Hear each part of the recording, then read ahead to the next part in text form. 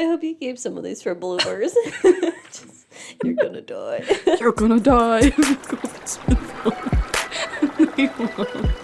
It's really not that bad. I'm just being dramatic. Okay. Hi everyone, welcome back to another episode of Around the Water Cooler with any DNR. It's me, Dehvynne, and Alexa with her allergies. What's up? Hi Alexa, I'm so sorry. Fun fact, last time we went up to Ord, I was dying of allergies. I literally could not hear and I could not speak. It was horrible. I had boogie tissues in my pockets for days. It was so bad. And now Alexa's dying slowly. It's okay. It's just me. But I'm here. We're making it. It's 8 o'clock in the morning, having some coffee, and we are about to do the podcast. And guess what we're going to talk about this week? Oh my god, Dehvynne, what are we going to talk about? We're going to talk about our trip up to the Niobrara. It was so much fun. So, for starters, big shout out to the Ord Field Office, Stacey and Jeramy. Again, they are so much fun to hang out with. They made our trip so fun. They are very knowledgeable about their spots, and they were right. It was super pretty. Yeah, it was gorgeous. It's probably one of my favorite places in Nebraska, to be honest. I didn't know that Nebraska was actually as pretty as it is. I always thought it was just cornfields and cows and, some like muddy water, but yeah, it's way more than that. We have clear water and it's cold. It's like in the middle of nowhere almost, and it's just like all this beautiful clear water with surrounded by trees. I mean, you get away from the river, the trees kind of stop, but it was just it was very pretty. Yeah, we'll talk more in detail about the rivers and streams that we saw on our trip, but just know that it's beautiful, and if you have any time and you're up in the Valentine, Niobrara area, go check out the streams and rivers, or if you're in Ord, go stop at our field office and talk to Stacey and Jeramy and ask them to take you up there. Yeah, or Tom Klineski. Tom. Tom in the Ord Field Office is also super fun, and he's really knowledgeable about... And Pat. All of them. They're all so fun. They just know all the spots, all the good stuff. And if you're ever, traveling in the winter time and you see a state of Nebraska vehicle, there might be a pot of chili in the back of their vehicle. In a crock pot. Probably in a box for safekeeping. So don't worry. Yeah, it's definitely safe. It's not going to be like the episode of The Office with Kevin coming into the office with a giant pot of chili and just letting it. They just hit a speed bump and it just goes everywhere. Disgusting. But also, your car would smell like chili. Okay, so to elaborate a little bit more on this, Jeramy said when they go out to check the stream gauges at the Ord Field Office, they still have to check the different streams and rivers and canals in the winter. Mm-hmm. And so they'll go out there and it's like long days outside and they're super cold. So he has a camper crock pot that he can have chili or like soup warming up when he's stream gauging. And that way when they go back to the truck for lunch, they can have some of that, which is such a great idea because I feel like I'd get tired of like peanut butter jellies all the time, but he said that especially when it's so cold, a nice good bowl of chili in the middle of nowhere, it's awesome. Like, I don't know, like, they are very brave people because where they were doing their different stream gauging and like just out in the middle of nowhere in the sandhills, like miles and miles before you hit anything. So that's like, it's a great idea. It's just like a very scary idea, I think, for at least me, because I know I dropped the chili somewhere. R.I.P. that chili. R.I.P. that chili. It's okay. Anyways, so we're just going to break it down for you guys. Down. That was awful. I'm so sorry. We're trying. It's 8 a.m. Work with us, okay? I haven't finished my coffee. Yeah, so we're going to break it down for you, and we're going to talk about the places that we went to on day one. We drove up by the Spencer Dam and what remains of it, and we looked around that area. And then we also went up the Niobrara to a couple of their stream gauging spots. That was really cool. We saw where they do their different kinds of measurements depending on the location. Like if the streams are too fast or, like too dangerous, they just take their measurements from bridges or they get down into the water depending on, flow at that time. One of the places that we stopped at is called the Norton Slot. And we did post this on Instagram and Facebook, and we got a bunch of comments and feedback on it because it's like this little, it's a slot, but it's almost like a little waterfall that is really clear, cold water because it's fed by groundwater. but it's right underneath a bridge. So what you can do is you can pull over. There's a little parking spot. You can get out and you can like walk and eat lunch there or something. Yeah, a lot of people go fishing down there. Fun fact. And so do cats, apparently, because I had seen some kind of large animal footprints. So Those were not cat footprints. what were they? Mountain lions. Oh, yeah. Large cats equals mountain lions from now on. If you hear me say large cats, we was just have like adorable. lions. No one knows. It could just be like a Maine Coon or it could be a lion. Who knows at this point? It's just someone down there walking their cat. That's me. Anyway, so the Norden slot was beautiful. Yeah. It was awesome. I didn't realize that you could go like right up next to the water. And I think you can technically like tube or kayak down there, although there is like a little bit of hesitation because it is Kind maybe like a of 2-foot rapid. drop. Yeah, Yeah. it's like kind of in some rapids, but And also you might get stuck because like around where the actual slot is, the ground is kind of like muddy and there are lots of rocks that you can get caught on. And you can even kind of walk right up to the water by stepping on these different stones, which is what we did. We got some drone footage of that. That was really interesting. I looked like a dork. I had the GoPro on my forehead and Jeremy flew the drone right that was up to me. awesome. Lori and Asa said that didn't even look like me because I just looked nuts. Like I looked like a crazy person. Yeah, I wonder if anybody else up there was like, who is that What lady with a camera on her head? Yeah, I guess I didn't mention that. Yeah, I was strapped up with a GoPro on my forehead for some of it. I felt really awkward about it, but the field office guys did their best to try and ignore it. Oh, I was took so talking many to them. pictures and videos. I did not ignore it. No. I embraced it. So you might get to see some of those photos. We'll see if my ego is strong enough to let me share those with the world. But yeah, so the Norden slot or the Norden chute, whatever the sign says up there. I mean, it goes. You can call it whatever you want. It was really pretty. The water was so fast that it was kind of misting up like a waterfall would. It's really, really, really pretty. And to get there, we had to drive through the Nature Conservancy, and that was also super cool to see some of the native plants in Nebraska. There are so many beautiful wildflowers. I had no idea that up in that area there were so many colorful native plants. Well, especially like when you get through the sandhills, you're just like, okay, there's gonna be nothing. Like in my mind, I had always imagined just like sand and like, You don't even feel like you're in Nebraska. no, it's like a different world almost. It's very, very, very pretty, but they have a lot of wildflowers. They had these plants called yucca plants. They were very spiky and they looked like succulents. They're not. They're just leafy plants, but yeah, they but were really there's interesting. cacti up there. There's like Yes. sumacs. There's a bunch of Prickly pear, different native plant species. Some foliage. foliage. Foliage. There's also a lot of wildlife up there. We saw some sandhill cranes, which I thought that their season was over, which, fun fact, is the migratory bird of Nebraska now. There you go. That's better. We also saw a bunch of elk. We saw one elk that was huge. Yeah, apparently they have like an elk, I don't know, like area. Like they have like this thing where they like just have like a bunch of elk and they like breed them or something. They just have a lot. But apparently a lot of wild elk come and try and like mess with the captive elk for funsies. Yeah, there's big hunting up there that you can hunt elk, deer, bison, turkey, pheasants. Not only is like recreational tourism from the streams and rivers really popular up in that area, but a lot of recreational tourism for hunting is like a big thing up there too. So Yeah. if you're looking for some hunting, check it out. Yeah, definitely. But make sure you're in season and you're not poaching. Yeah, make sure that you have permission to Exactly.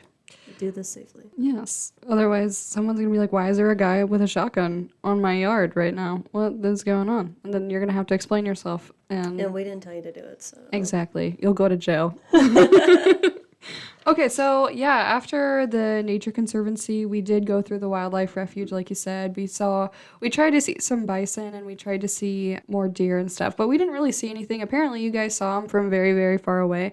Stacy and I did not see anything. Oh, we saw a bunch. It was like I don't know if it's like a school or a herd or I don't know what the term is for a bunch Big of old elk. bunch. A big old bunch. There was like 20.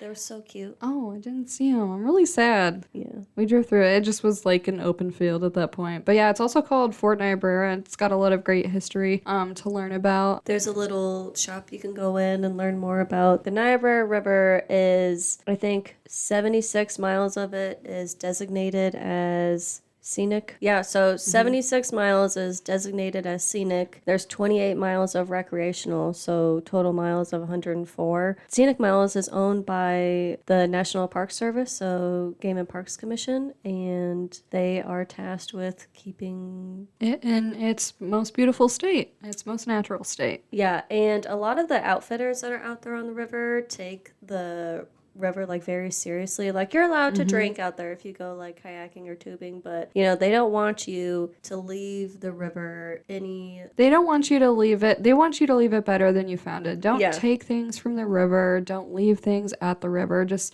leave it in its natural state. And that's their whole goal, is to preserve what was originally there. So enjoy it, but enjoy it in its most perfect state. Yeah, there's like you can go out there and find a bunch of fossils. They have a bunch of little mini like waterfalls out there. But yeah, it's a beautiful river to go out and do some recreational fun. And the water is so cold and beautiful and clear. You will never see more beautiful water in Nebraska. I'm sorry to say this to anybody who has a different opinion, but I've seen a lot of water in Nebraska, and I have never seen anything quite like that. So. Could you imagine going like tubing on the Niobrara like in the middle of June when it's so hot and that Oh my water is gosh. just so cold and you just crack open a nice beer and you're like, yes. Walking in there when it was like kind of nice and cool to anyways, like, oh my gosh, that would be so perfect. Would be a perfect vacation spot for people. So there is a lot of campgrounds around the Niobrara River that you can stay at. If you don't like camping, there's a bunch of hotels, motels too. Yeah, different lodges around in Valentine, which is another great thing. We stayed in Valentine during this trip, and pretty much everything that we saw was within like an hour, 2 hours of the hotel. So You can totally like go up for a weekend and do like knock some stuff out. yeah, I mean, it's worth going. It's amazing. So also, Fun fact. so we went and saw Smith Falls, which is a beautiful, beautiful, beautiful waterfall that's on the Niobrara. It is leased by Game and Parks. It's actually owned by a family. It's a privately owned lake area, but Game and Parks leases it. So Yeah, the family started leasing Smith Falls to Game and Parks in 1991, and right now they are constructing a better boardwalk that is handicapped accessible. But Smith Falls is also fed by groundwater, so it's super cold. It's really clear water, and you have to cross like a little bridge to go over. So when you're crossing this bridge to get to the waterfall, you can like see kayakers and tubers going. And there's also a little campground, so you can stay and camp really close to the waterfall. And but don't travel through the foliage to get there because fun there's fact. poison ivy. And the owner let us know that. So if you think that you need to see the top of the waterfall, let me just tell you, it is just a small stream. We have footage of it. I will post it. You can go look at it. But don't try and climb rocks and whatnot to get up there because it's just not worth it, and you'll get poison ivy, and You're it'll be gonna not have fun. a bad time. It's gonna be not fun. Like you're gonna be like upset because you're gonna be like, wow, I just got poison ivy all over me to see this little creek. That's all it is. You don't have to get up there. It is cool, but it's also cool from just at the ground. And also don't try and go there until like May of 2023 because they are constructing the bridge and we got special permission to go see the falls. Yeah, maybe next summer. That's something that you could go look at and do. Put it on a bucket list for Nebraska travels next year, 2023. Smith Falls up Yes, there. after May, I think, was when they said that they're Yeah. going to be done. Yeah, after May. Okay, so after Smith Falls, we did see some more stream gauging spots that they have on the Niobrara. That was really cool to see, where they have to travel off-road to get to these different spots. So, and then after that, we went to Cowboy Trail.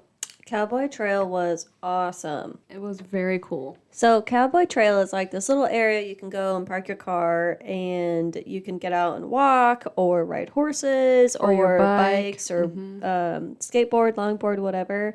And this trail is 321 miles long. The history of Cowboy Trail is it used to be a bunch of railroads, and now that those railroads are no longer in use, they have decided to not waste the efforts of the people who initially put in those railways, but turn them into trails for people to experience and enjoy. It's really cool. It starts in Norfolk and then goes west to Chadron, and it's one of the largest rails to trails projects in the United States. It was very cool. I think so Cowboy Trail specifically goes over the Niobrara River, and it is about 200 feet in the air, that little bridge. Very, very, very cool. And it does feel like you might fall, but they have a lot of extra railing and stuff, so it's a pretty solid. Yeah, it's a pretty beautiful view of the river and the valley with all the trees. When we were there, some of the trees were starting to change colors already, so it was really beautiful. You can see the stream, how it's starting to meander. You can see little sand beds and the deep spots of the water, and we saw some cows like randomly. I don't know. It was nice. Cows were like just enjoying the Niobrara River, like at the very bottom. It was very funny. We may or may not have tried to talk to the cows. We did moo at them. I'm not gonna even lie. We mooed at the cow.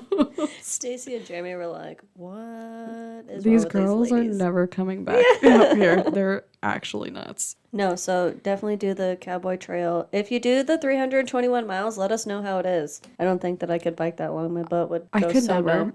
I literally could never. Just walking from the car, that little trek to the bridge. I mean, to be fair, it had been like a 12-hour day, but just walking from the car to the bridge and then back, I was like, I need to sleep for 3 years now. This is too much. It was a good time.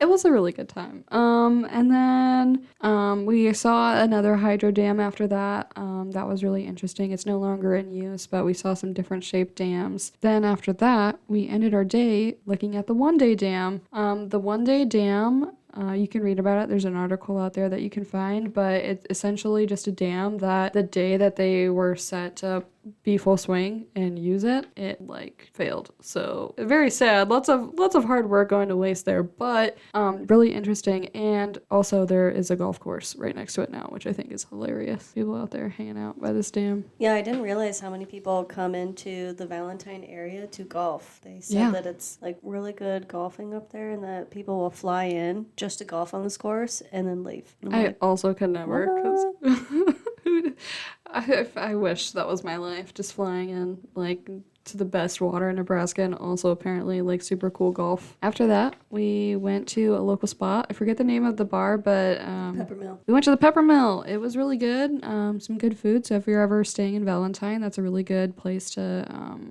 finish out your day. Day 2, that was also a lot of fun. We weren't there quite as long as we were on day 1, just because we gotta go back home sometime. But yeah, we saw the Dry Creek and we saw some of their stream gauging spots there. Yeah, and then after that, I mean, we drove by a bunch of different stream gauging spots in and around Valentine, but so we drove by the Merritt Reservoir and we got to see some of the canals connected to that, and yeah, like they're shut off for irrigation season. It was interesting to see the difference between, when peak irrigation season when we were out there this summer, and then now how the water is just kind of collecting until next irrigation season in the reservoir. It was really cool. Yeah, the reservoir was really pretty. That was my first time going out there. Yeah, the water was pretty low, though. There was like one guy on a boat just kind of living his best life on his little pond. Oh, he's just catching all the fish. Nobody was out there. It was just him. All the fish are like pooled into like one area now. But yeah, after that, we went to the Snake River where they do some more stream gauging, and we got to see some trout. And the Snake River, oh my gosh, this was my first time going to the Snake River. It also is groundwater fed. It's very clear water. We went on this little bridge off of one of the stream gauging sites, and you could see everything. This water was so beautiful. You could see fish. Stacey and Jeremy said it's like one of the best places to fish or like go fly fishing. And I just looked it up, and the Snake River is the 13th longest river in the United States. I had no idea. I mean, like, not just the portion of Nebraska, but like the whole Snake River. It'd be snaking around the states. Oh my God, I can't believe you just said that. But yeah, like when we say it was, okay, that was funny. But when we say it was really clear water, you could literally see the sand, Like you a could few see feet the down. moss, you could see the rocks at the bottom, the see little fish swimming. crawdads. It was crazy. Yeah, and the Snake River is one of the tributaries off the Niobrara, so I mean, just that whole area is just amazing. It's got some good water. So anyways, after we saw that little spot, we went upstream to do some very fancy videos of stream gauging. So we took some stream gauging videos of Jeremy and Stacey using two different ways of quantifying stream discharge.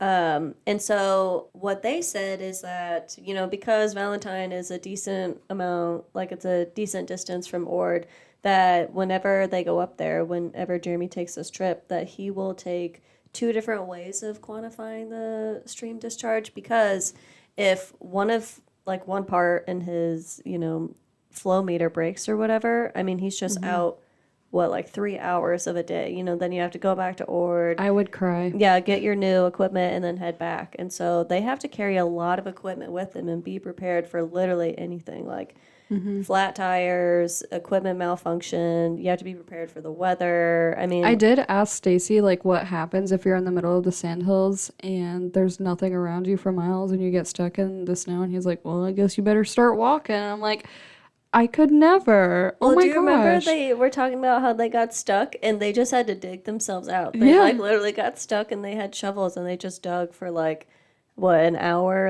hour and a half. And you have to be resourceful out there. You're in the middle of nowhere. The closest town could be 30 miles. Like, maybe you don't have cell service. Like, these guys are so rehearsed in what they do.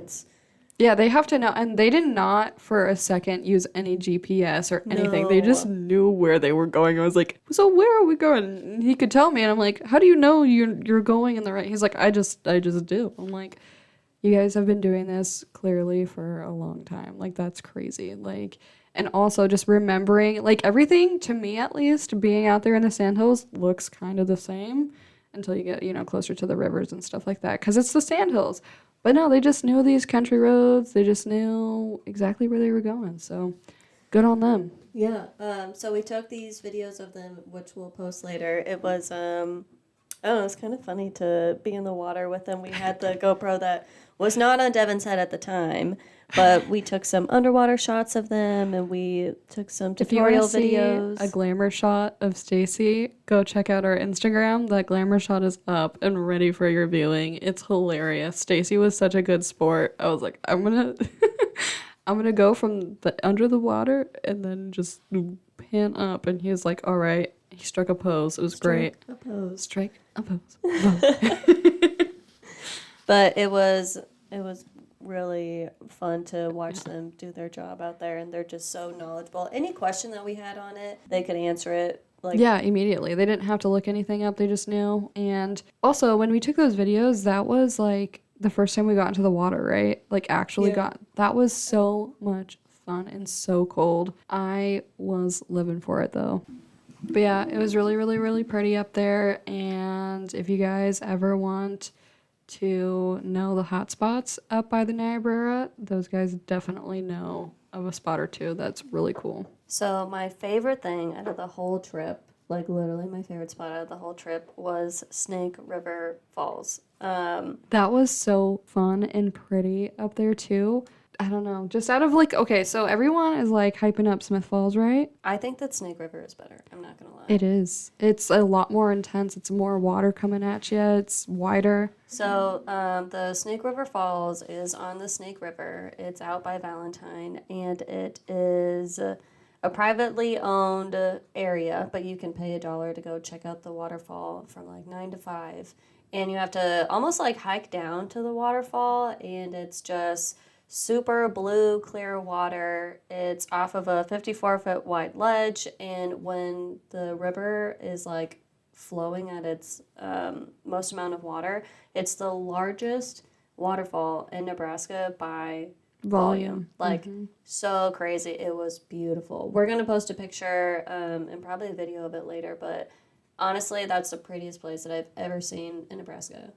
Ever, hands down. Yeah, I won't even lie. That was probably my favorite part too, just because it was so intense and just walking on those rocks and being down there with all that water and like all the little minnows and what else. Like it was awesome. So fun fact, Smith Falls is actually the tallest waterfall in Nebraska, but by volume, like you said, at peak flow, like it's Snake Falls is the biggest waterfall by volume. So. And Snake Falls is owned by the Snake Falls Sportsman Club, so you can pay to be a member, which we learned that Tom Osborne is a member there. But they allow public access to go check out the waterfall. So, I mean, if you want to stay there. We did not see Tom Osborne. No, we did not. My parents would have been super hyped if we saw him, though. Like, he's just hanging out by the waterfall, like, living his best life. Yeah, like, retired, just like, he's like a little mermaid down there. That'd be great. No, yeah, we didn't see him, so if you plan to go up there to go meet your favorite dude, he will not be there probably. But you can still check out the waterfall. It's really pretty, and make sure you have some cash. Like, when you go up there, just go to Smith Falls, Snake River Falls, like, go tube kayak down the river, check out some of the wetland prairie potholes. Like, we would drive in the sandhills and just see these areas of really clear blue water. It's a really amazing area of Nebraska. My favorite thus far. It's a trip worth going on and taking and seeing those different kinds of water up there because it's awesome. So I think break time is over. I also think break time is over. Thank you guys for listening. Bye. Bye.